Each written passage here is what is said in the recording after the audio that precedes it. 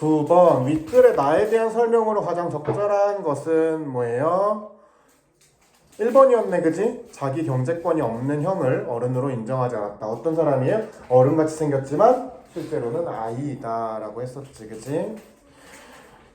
나머지는 다 틀린 설명이었고. 10번 이 글의 나가 농사를 짓고 싶었던 이유로 적절한 것은 뭐예요? 어른이 되고 싶었고, 그 중에서 자기 경제권이 있는 사람. 그러니까 답은 5번.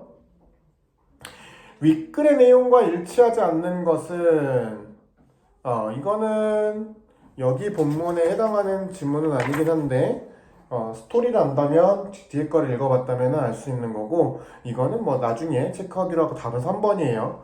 승태가 자신의 교복과 책을 태워버린 게 아니라 누가 했니? 나, 정수가 한 거지. 12번 윗글을 이해한 내용으로 적절하지 않은 것은 뭐예요? 답 4번. 어렸을 때부터 농사에 관심이 있고 막 소질이 있고 천재적이어서 농사를 지으려고 했던 게 아니라 듣고 보고 배우고 자란 것이 바로 농사밖에 없었기 때문. 13번 윗글에서 확인할 수 있는 내용으로 적절하지 않은 것은 3번. 그죠? 만약에 내가 장사하는 집의 아들로 태어났다면 난 장사를 했을 것이다 라고 했지, 그지? 그게 뭐 어렵고 싶고라기보다는. 14번 어른들의 놀이판에 형이 낄 수 없는 이유로 적절한 것은 뭐예요? 경제권이 없기 때문에, 즉 돈을 벌고 있지 않기 때문에. 3번 이 글의 아버지에 대한 설명으로 알맞는 것은 무엇일까? 5번이죠, 그죠? 학교를 안 나가더라도 책은 열심히 읽어야 한다고 생각하는 공부에 대한 가치관이 있으신 분. 그 다음에 16번 기억과 니은에 대한 설명으로 적절하지 않은 것은, 매겨져 있는 기억은 아이 같은 어른, 니은은 어른 같은 아이. 답은 3번. 나의 형은 어른 같은 아이를 벗어나기 위해서 군대를 간 게 아니라 형은 공부를 잘했고, 그래서 자연스럽게 고등학교 학업을 마치고 대학교에 갔고, 그렇죠? 중간에 군대에 갔다 오고, 그래서 다시 복학생이 되고 나서도 계속 어른 같은 아이로 남아 있었지. 그 다음에 17번 기억과 니은에 대한 설명으로 적절하지 않은 것은 1번 어린 시절의 나는 니은이 아닌 기억이 되기 위해 노력했다. 그죠? 아버지에게 기억은 책을 안 읽은 사람, 니은은 책을 많이 읽은 사람을 의미한다. 땡. 뭔 소리야? 3번 나가 농사를 시작한 후 나의 형은 니은의 입장이 되었고 나는 기억의 입장이 되었다. 그쵸? 경제권을 갖게 되었으므로. 4번 나에게 기억은 니은과 달리 경제권을 갖고 있는 사람을 의미한다. 그렇습니다.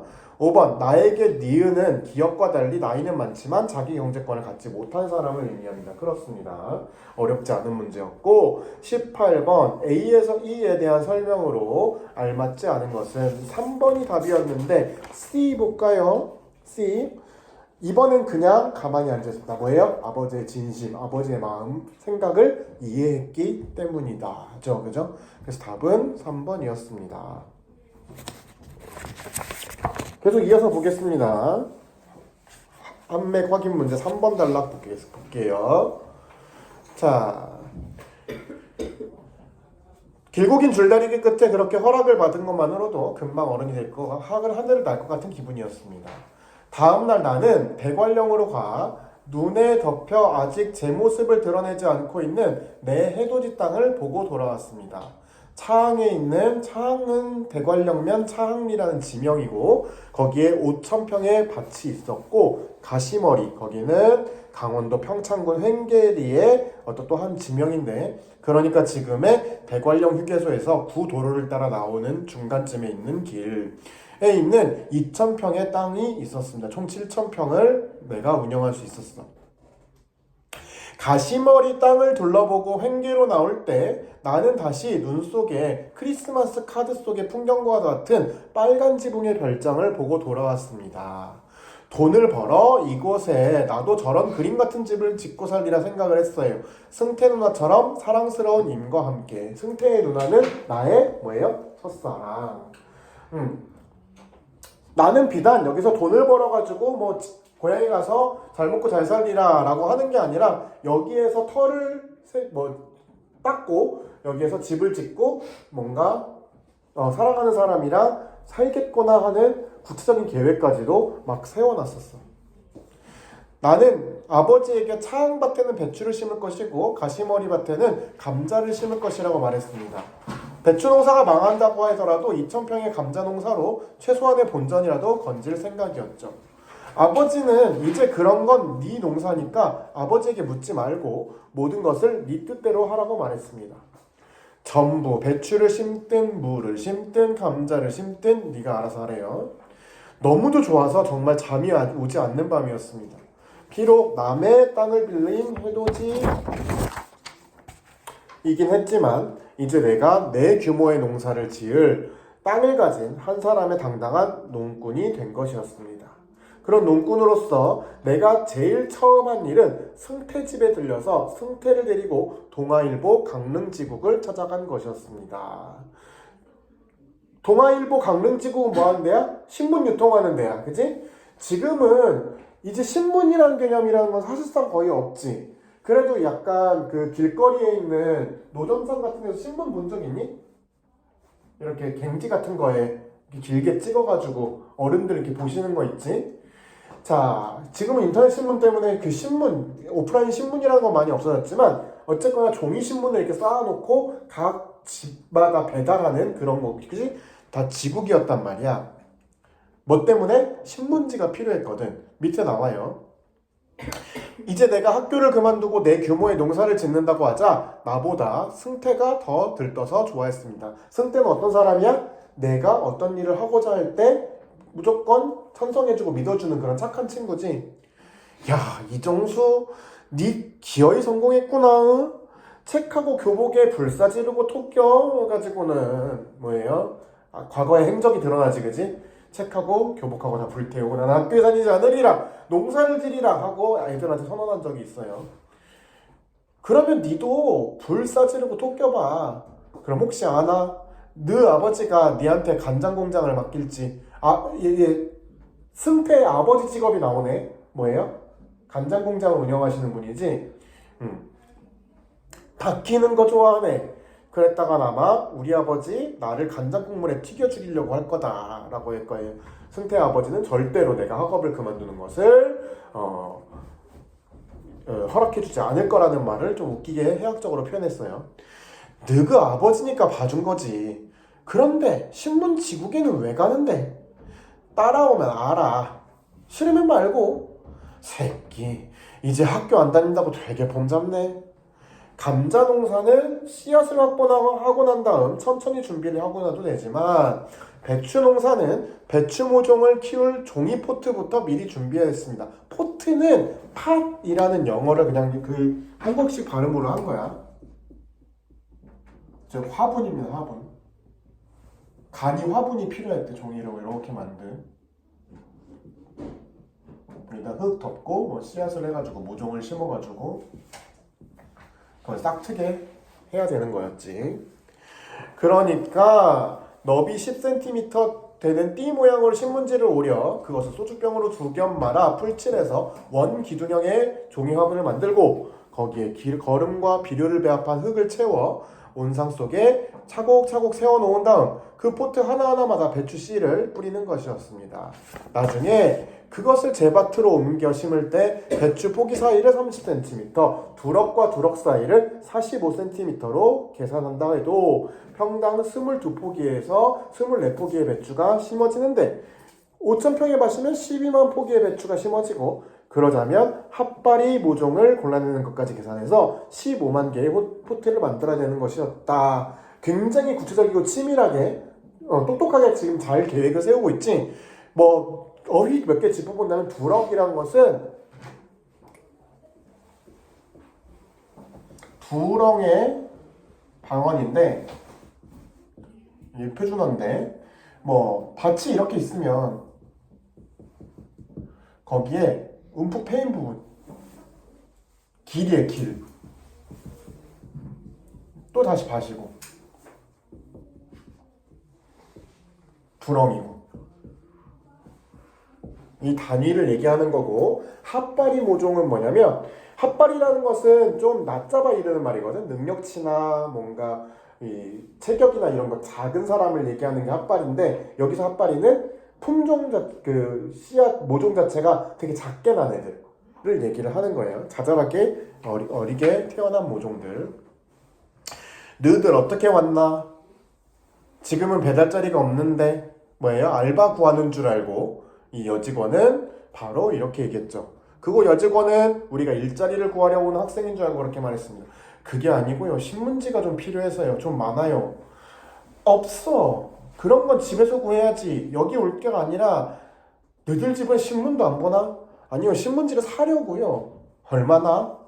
가운데를 찢지 않은 신문 한 장으로 10개의 포트를 만들 수 있으니까 그걸 만드는 데만도 여유분을 포함해서 약 16,000장의 신문이 필요한 것이었다. 16,000장요. 그러니까 지국의 여직원은 동그래졌습니다. 그렇게 많이? 예, 포트 만드는 데 쓰려고요. 종이 화분이요. 준비를 철저히 하네요. 어쩐지. 그럼 너희들 대관령 너머에서 온 모양이구나. 뭐예요? 대관령 너머에는 이런 종이 신문을 많이 구하는 사람들이 덜어 있었던 거지, 그지? 그래서 이렇게 16,000장이나 필요한 걸 보니까 대관령 너머에서 농사 짓는 사람이네 라는 거를 단번에 여직원 알았어요. 이철이면 가끔 그렇게 많은 신문을 사가는 영 너머의 사람이 있다는 얘기였습니다. 영 너머의 사람 뭐예요? 대관령에 사는 사람을 의미하지. 말이 16,000장이지 그것도 적은 양이 아니었습니다. 승태가 간장 공장으로 아버지한테 전화를 해서 트럭을 불러왔어요. 그래서 트럭에 실어서 16,000장을 옮깁니다. 시장만 승태의 신세를 진 게 아니라 집에서 그것을 오려 포트를 만들 때도 승태의 도움을 받았습니다. 마침 봄방학 때여서 며칠 동안 승태가 10명도 넘는 아이들을 불러 모아 우리 집으로 오곤 했죠. 승태뿐 아니라 친구들 모두 자기가 학교를 그만두고 돈벌이를 나선 것처럼 좋아했습니다. 지금 생각해도 참 한심한 것이 그중 어느 한 놈도 학교를 때려치운 나를 안 됐다는 눈으로 바라본 놈이 없었던 것이었습니다. 한심한 거기다가 세모 표시해놓고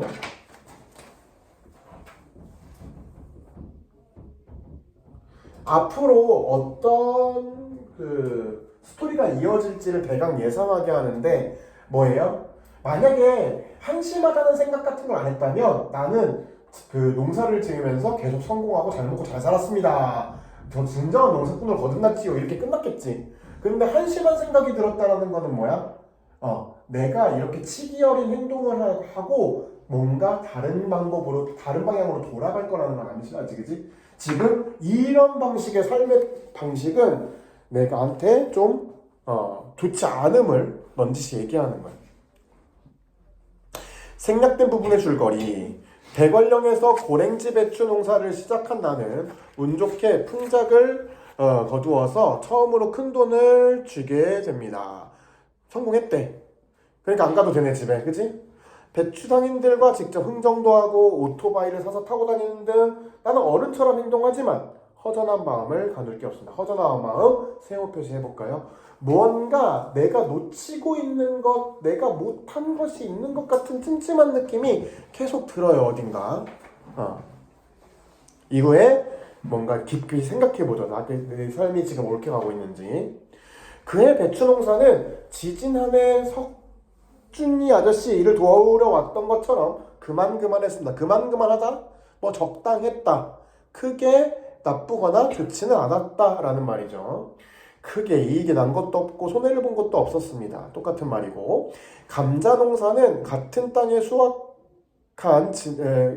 땅의 지난해보다 수확이 5가만이나 더 많았습니다. 그 수확을 마치고 제일 처음 한 것이 강릉에 내려와 시내부터 경포대까지를 최고 속도로 달려보았고 다시 시내로 들어와 오토바이를 팔아치웠습니다. 오토바이가 상징하는 건 뭐예요? 오토바이는 자기가 직접 돈을 주고 사서 직접 끌고 다녔던 거지. 뭐예요? 어른놀이를 하게 도와준 물건.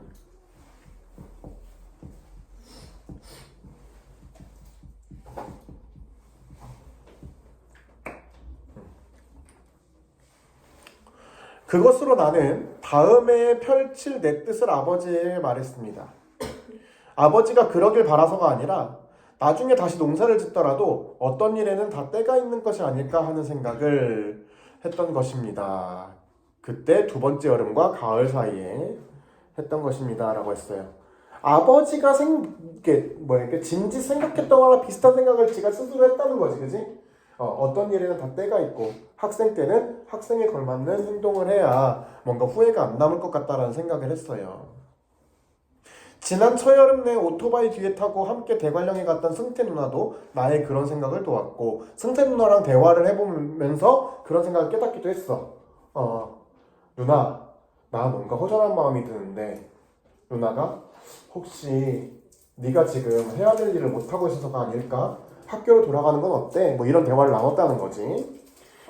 또 그동안 아버지에게 받은 숙제처럼 나중엔 거기에 내가 더 깊이 빠져 한 권, 두 권 읽기 시작해 커다란 서가 하나를 채우고 남을 정도의 일은 그런 책들도 나의 그런 생각을 도와줬을 것이다. 뭐예요? 지적 성숙을 일으켰지, 그지? 아버지가 괜히 책을 읽으라고 한 게 아니야. 다른 사람의 간접 경험이나 뭔가 감동 포인트 같은 것들을 읽어내면서 내 삶에 대해서 다시 돌아볼 수 있는 기회를 책은 주었다라는 거죠. 형도 제대해서 집에 와 있었다. 그러나 그 제갈무도 내가 그렇게 해주길 바라긴 했겠지만 지난번처럼 함부로 내 삶에 대해서 뭐라 말하지 않았다. 제갈무, 거기에 제갈은 제갈량이라는 삼국지에 나오는 똑똑한 인물을 얘기하는데 이 가족 중에서 똑똑한 인물, 공부 잘하고 똑똑한 인물 누구예요? 형이지, 형. 형을 대신 이렇게 받아가지고 제갈무후라고 받은 거예요. 형도 내가 그렇게 해주기를 바랬겠지만 나의 삶에 대해서 함부로 뭐라 말하지 않았어요. 그 무렵 무엇보다 나를 우울하게 했던 것은 지난 이태 동안의 내 삶에 대한 나 스스로의 생각이었습니다. 이태 밑줄 긋고 이태는 몇 년일까요? 몇 년 동안 방황하면서 농사지었니? 2년, 2해. 왠지 그 기간 동안 내가 했던 것은 어른 노릇이 것들이 아니라 어른 놀이였다는 생각이 자꾸만 내 가슴을 무겁게 했습니다. 거기 네모 쳐볼까요? 어른 노릇, 어른 놀이. 어른 노릇이라는 것은 어른으로서의 충분한 자격과 자기가 그것에 대한 책임을 진 책임감 있는 행동이라는 얘기고 어른 놀이는 인척하는 거지, 그지? 실제로 어른이 될 준비가 되지 않았는데 어른 행세를 하고 어른 인척한다는 뜻이에요. 이런 상태로 다시 한 해가 지나고 또 한 해가 지나 20살이 된다고 해도 아니 그보다 더 많은 시간이 흘러 30이 되고 40이 된다고 해도 그 일에 대해 어떤 후회나 미련 같은 것들이 남는다면 그때에도 내가 하는 짓은 여전히 어른 노릇이 아니라 어른 놀이일 것 같다라는 생각이 들었습니다. 지난해와 마찬가지로 이번해에도 배추 농사에서 큰 돈을 만졌다 하더라도 지난 여름 갑자기 들컥한 그 생각은 변함이 없을 것 같았습니다. 그 생각은 뭐야? 지금 하고 있는 행동은 어른 노릇이 아니라 어른 놀이인 것 같다는 생각. 같은 나이에 다른 아이들이 하지 못하고 있는 무언가를 내가 하고 있다는 것을 깨달은 게 아니라 같은 나이에 다른 아이들이 하고 있는 것을 나만 못하고 있다는 생각이 뒤늦게야 어떤 후회나 소외감처럼 조금씩 내 가슴에 들어오기 시작했다. 거기 밑줄 쳐볼까요? 다른 아이들이 다 하고 있는 어떤 것을 나만 하지 못하고 있다라는 생각. 특히 뭐예요? 학업이겠지, 그지? 다른 아이들은 학교에 가서 공부를 하고 사회에 나갈 준비를 그때 차근차근 해나가는데 나는 사회에 성급하게 나와가지고 그때 아이들이 하고 있는 학업을 제대로 수행하지도 못하고 그럴 준비를 제대로 하지 못한 것 같다는 생각이 들었어. 오토바이를 팔았다고 했을 때 그리고 그 돈을 남아있는 통장과 함께 고스란히 아버지 앞에 내놓았을 때 아버지는 이렇게 말했다. 그래, 그동안 네가 지은 것은 농사가 아니지. 운이 좋아 남이 만지지 못한 돈을 만지긴 했어도 그냥 농사를 할 것도 없이 노름이고 장난인 거지. 뭐예요? 이거는 자기가 어떤 농업인으로서 제대로 된 농사를 지어가지고 그 제대로 성과를 거둔 그런 부분이 아니라 그냥 잠깐 어른놀이로서 농사를 하면서 재미지게 돈을 번 거기 때문에 이걸 그냥 노름이면서 장난이라고 받았어요. 너는 그걸로 뭘 벌었다고 생각할지 모르겠지만 더 크게 잃은 것도 있었을 거다. 하지만 그냥 허송세월을 한 시간만은 아닐 거야. 그건 앞으로 네가 하기 나름인 게지. 그 아버지의 나의 결심에 대해서 아버지의 반응은 뭐예요? 너는 허송세월한 건 아니고 네 결정을 존중하마라는 그런 뜻으로 얘기를 합니다. 해돋이도 내놓고요. 석중이 아저씨가 어떤 다른 사람이 어떤 밥 주인에게도 미리 말해놓고 내려왔어요. 내년에 올라오지 않을 거라고요. 그래, 늦기는 했지만 믿었다. 애비는 네 이렇게 제자리로 올 줄. 뭐예요? 다시 제자리로 올 거라는 믿음이 아버지에겐 분명히 있었다라는 거지. 허송세월한 것만은 아니고 무언가 너는 깨달은 게 있을 거고 아버지는 그거에 대해서 믿고 있었고 네가 다시 돌아올 거라고 생각했대. 그러나 전학은 가지 않을 거라고 말했습니다. 뭐예요? 계속 상고에 남아서 공부를 할 거라고 했대. 이건 뭐야? 일반고를 가면은 여러분처럼 일반고를 가면 어떻게 되는 거니? 목표가 대학 진학이 되는 거지. 근데 대학 진학하는 거는 좀 무서웠대. 그래서 상고를 졸업하고 다시 생각해 보기로 했대.